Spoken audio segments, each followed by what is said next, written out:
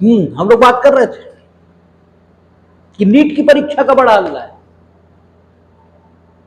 ये सब बेईमानी हुई।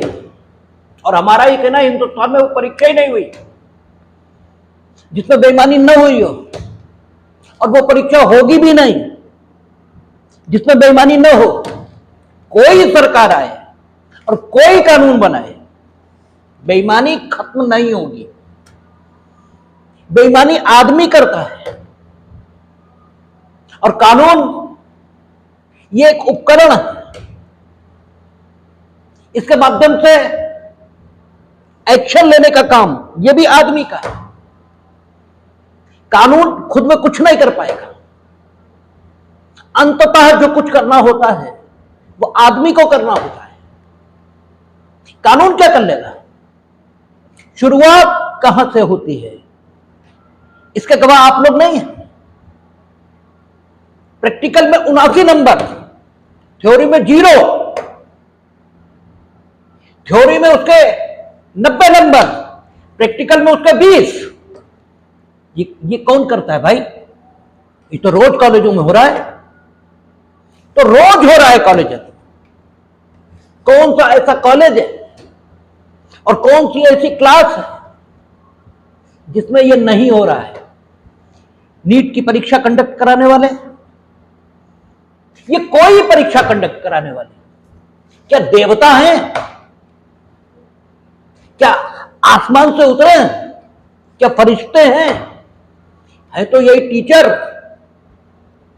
जो कॉलेजेस में जब बैठते हैं तब मतलब थ्योरी में उसके आ रहे 5 नंबर और प्रैक्टिकल में आ रहे 79। हम खुद इस व्यवस्था का हिस्सा रहे। बच्चे के प्रैक्टिकल में नंबर जो आपका चहेता नहीं है, प्रैक्टिकल में नंबर उसके सबसे कम क्लास में, क्योंकि वो आपका चहेता नहीं है। और थ्योरी में उसके सर्वाधिक नंबर, क्यों? वो सबसे योग्य है। क्या ये नहीं होता? और जब यही शिक्षक नीट का एग्जामिनर बनेगा तो क्या शुचिता, ईमानदारी, संवेदनशीलता, ये सब इसके खोपड़ी में ऑटोमेटिकली घुस जाएंगे। वे नौकरशाह जो नीट की परीक्षा से जुड़ेंगे, ये ठीक है, कोई बताने लायक सत्य या उद्घाटित करने लायक सत्य ये तो है नहीं कि 10-10 हजार रुपए की रिश्वत क्या वो नहीं ले रहे?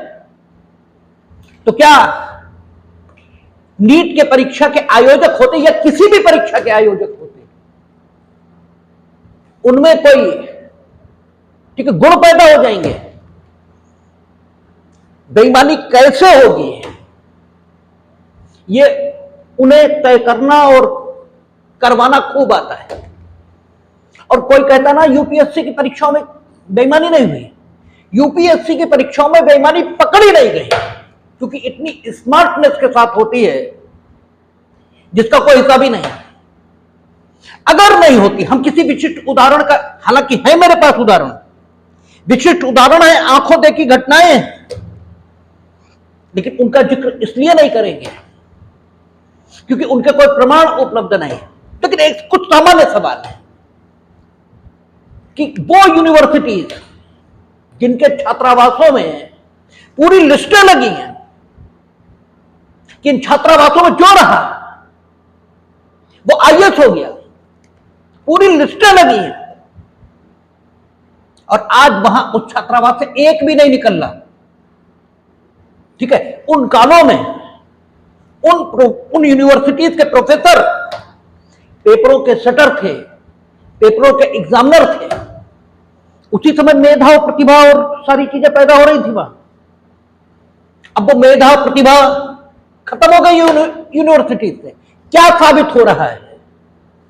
ठीक है, एफआईआर तो किसी के खिलाफ नहीं है, लेकिन क्या हम लोग कानून का पालन करते हैं?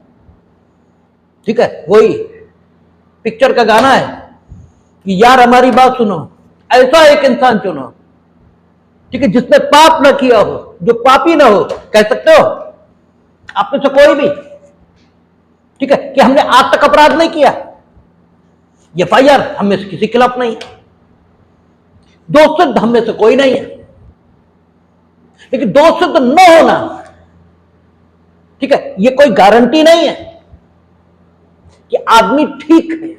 यूपीएससी की परीक्षाओं में बेईमानी पकड़ी नहीं गई है, ये दूसरी बात है, और यूपीएससी की परीक्षाओं में बेईमानी होती नहीं, ये एक अलग बात, ठीक है। आप हमें बताओ तो कि 150 नेट जो LLM हुआ वो नेट हो गया। आज से एक 10-20 साल पीछे चले जाएं तो कुछ विश्वविद्यालय हैं जिनके नाम नहीं लेना चाहता मैं, जो वहां गया वो नेट हो गया, और आज स्थिति क्या है? आज वो प्रतिभा खत्म हो गई है, आज वो कोई चीज नहीं बची है। क्यों? अब वहां के लोग न तो पेपर सेटर हैं और ना एग्जामिनर है, ना वो परीक्षा हुई, नीट ही नहीं, ठीक है, भरी हुई भी कोई परीक्षा ऐसी नहीं, चाहे नीट हो चाहे खाली हो, कोई परीक्षा हो न हुई है और न होगी।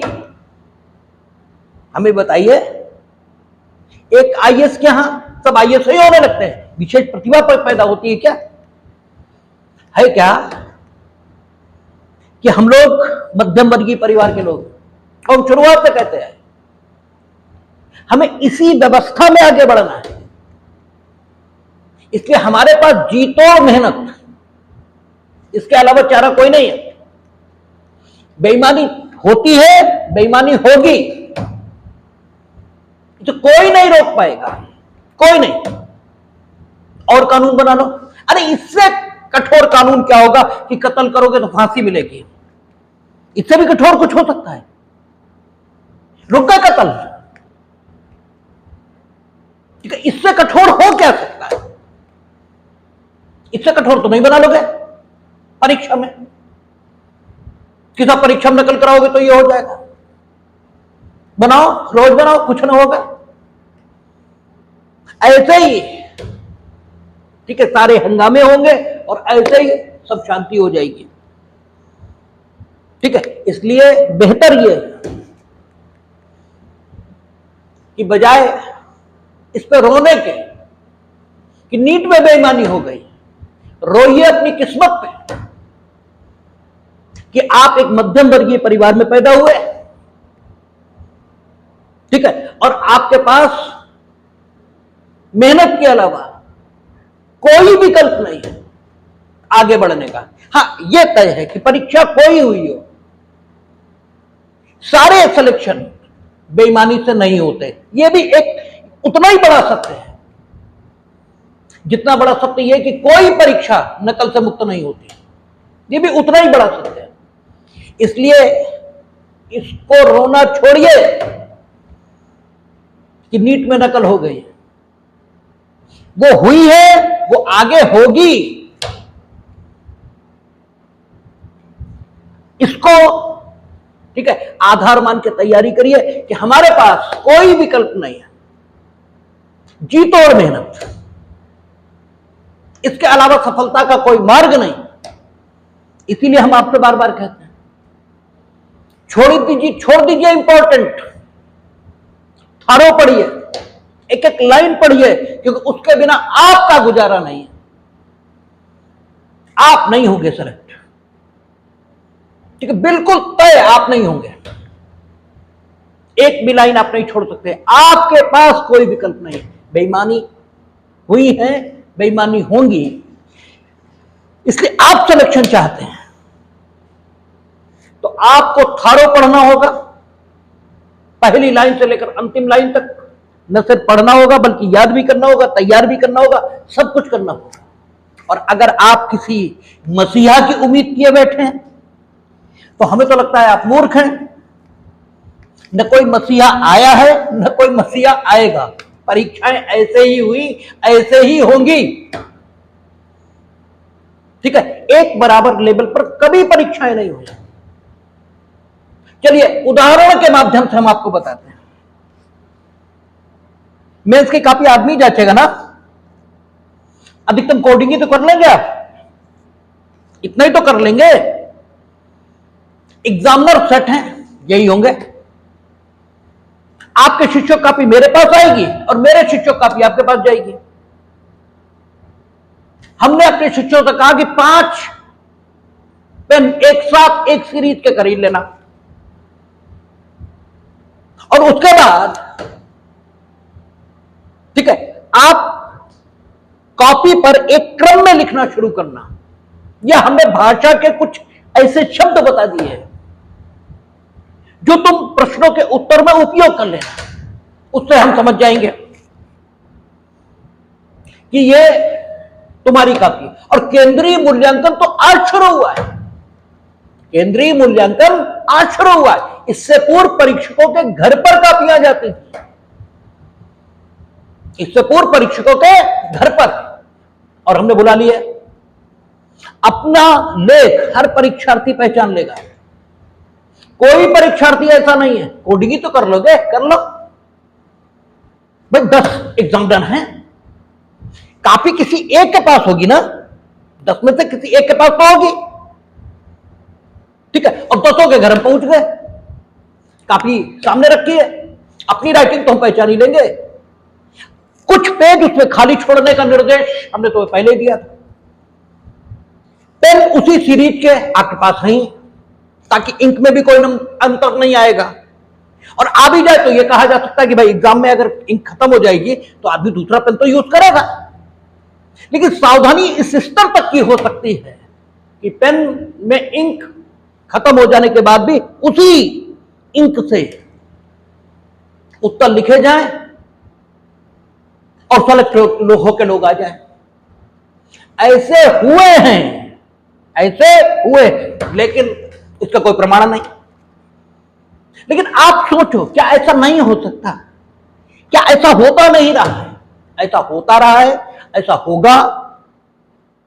हां, ये ठीक है कि गड़बड़ियों को रोकने के प्रयास ये भी चलेंगे, रोकी भी जाएंगे, लोग जेल भी जाएंगे, सब कुछ होगा, लेकिन इसके कारण अनियमितताएं रुकेंगी।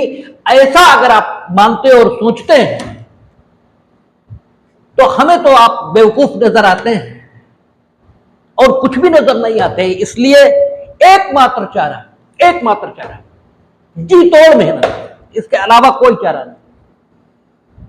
आप अभिशप्त हैं मध्यम वर्गीय परिवार में जन्म लेने के कारण, आपको कोई रास्ता नहीं है आगे बढ़ने का इसके सिवाय। इसलिए पढ़िए, तैयारी करिए और एक एक चीज पढ़िए। स्टोइक विचारधारा में आपको जेनो बता दिया, आपको सिसरो बता दिया, आपको गैस बता दिया। अब आवश्यकता नहीं है ऑगस्टाइन बताने की, अब आवश्यकता नहीं है थॉमस एक्विनास बताने की। लेकिन इसीलिए बता रहे हैं कि एक एक चीज बताने की जरूरत है, एक एक चीज बताने की जरूरत है। हम मध्यम वर्गीय बच्चों को पढ़ा रहे हैं,